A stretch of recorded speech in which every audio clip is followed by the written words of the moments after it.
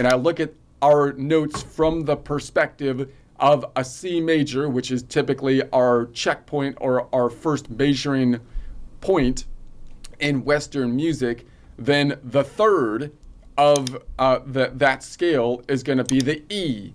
And I can call that third basically a minor chord construction we would create from it, because if I just build every other note from that point, I end up with a minor third instead of a major third, which means I end up with a minor triad. However, if I want to be in the same scale, it's not enough just to have the 1, 3, 5. I want to look at all 7 notes that are still in the same scale, which will still result in a minor triad for the Phrygian mode, but it won't have all of the intervals the same as, say, a minor scale, because we're going to be in essence, the Phrygian. So I'm going to call this the Phrygian. I call the absolute mode number 3, just so I have a numbering system for it, noting that that numbering system is relative to the major scale, which I think is appropriate because that's basically our key generally. That's our reference point oftentimes in Western music. So I'm going to say we're going to be looking at this from mode number 3, which I call Phrygian. Mode number 3 means it's third position if we were thinking from the perspective of the major scale. Now, instead of just measuring from here, we're gonna go down and say, let's make it the first note.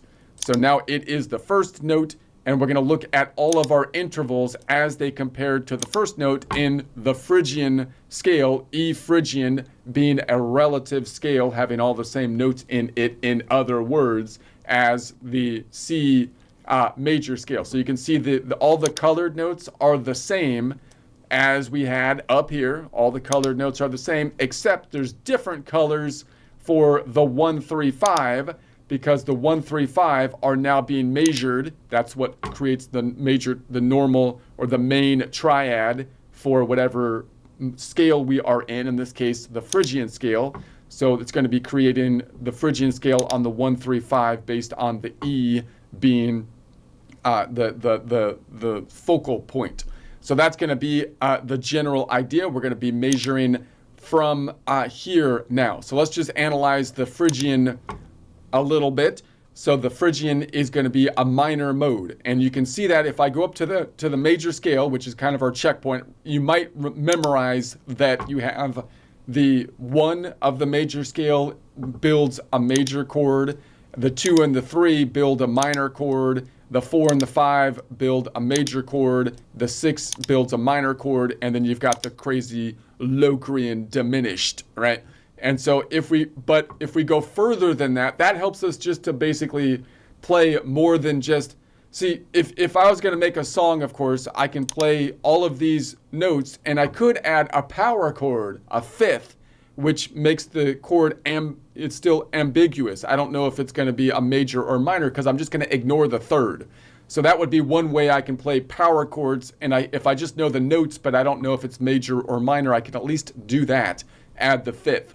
But then I can try to memorize that the 1, 4, 5 is major, the 2, 3, and 6 is minor, and then I can add the appropriate thirds, major and minor third, which is the distinguishing factor of the chords. If I want to go beyond that, then I have to memorize not just what creates a major and minor chord. I have to actually know, in essence, the modes, because the mode is basically going to tell me not only the 1, 3, 5, but the 7, 9, 11, and 13, or the 2, 4, and 6, and 7, right?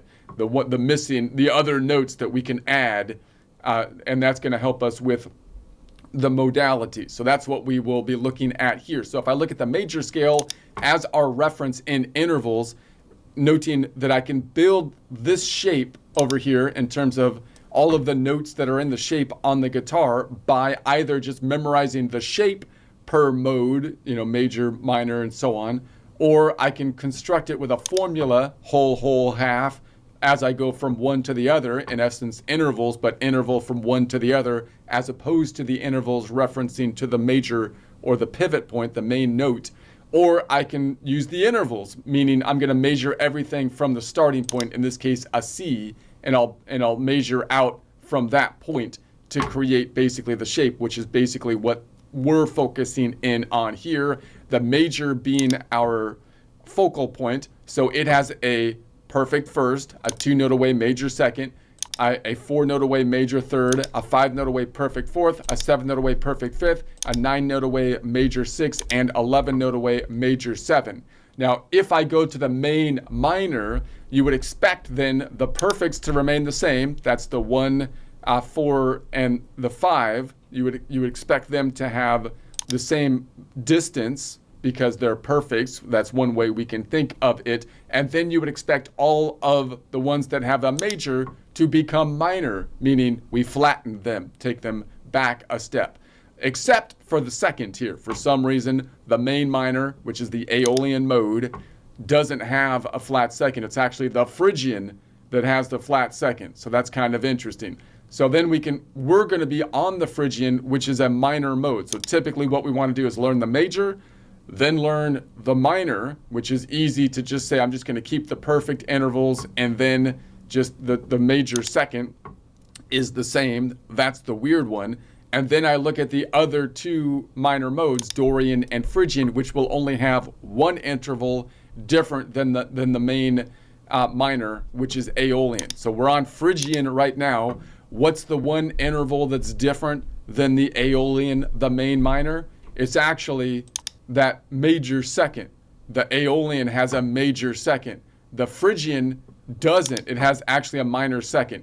So really, the reason in my thought process that we use Aeolian as the main minor is just people liked it better. You know, it's not a logical reason in that it's the opposite of the major, because you would think, just looking at it, the opposite of the major would actually be Phrygian, right? Phrygian is what you would expect the main minor to be. Why?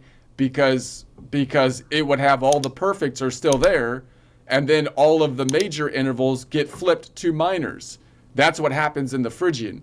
The Aeolian, which is the one you would expect that to happen because that's our minor scale, doesn't have all the majors flipped to a minor because the second still has a major second.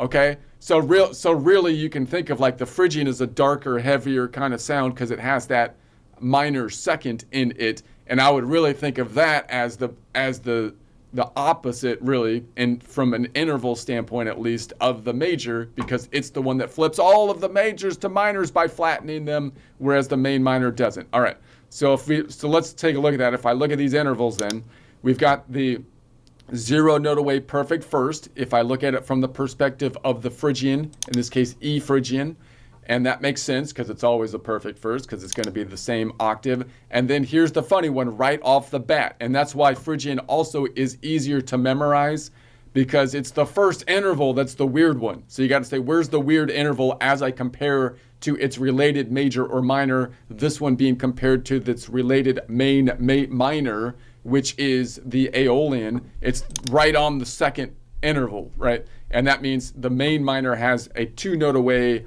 major second, as does the major keys, but the Phrygian has a 1-note away minor second. So remember, this 2 over here, the second represents the second in the scale, and the fact that it has a little m is supposed to tell us that we know it's major or minor, but we want to actually know the steps. So I'm going to actually list out the steps: 1-note away minor second. And then it has a 3-note away minor third with a little m, that 3 representing the position in the scale, and this 3 representing the actual distance in notes, remembering that the third is the thing that will define whether we're talking about a major chord, minor chord, which only has a 1, 3, 5, and it will also determine if we have a major mode or a minor mode, in this case the minor mode of the Phrygian. It's being determined in essence by the third. That's the thing that gives the flavor, the big flavor factor of is it major or minor.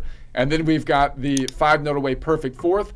It's perfect. It's the same as in the major, as C major, and it's the same as the main minor, which is the main minor scale or Aeolian. It's got a 7-note away perfect fifth, as we would expect normally, because that's what's in the major, and it's perfect. Therefore, it's also in the main minor, and it's in the Phrygian here. Then we have the 8-note away minor sixth. which is what we would expect to happen when I compare it to the major, because it has a major 9-note away major 6, got flattened to an 8-note away minor 6. That 8-note away minor 6 is the same as it would be on the main minor scale, which is, or mode or scale, which is the Aeolian mode.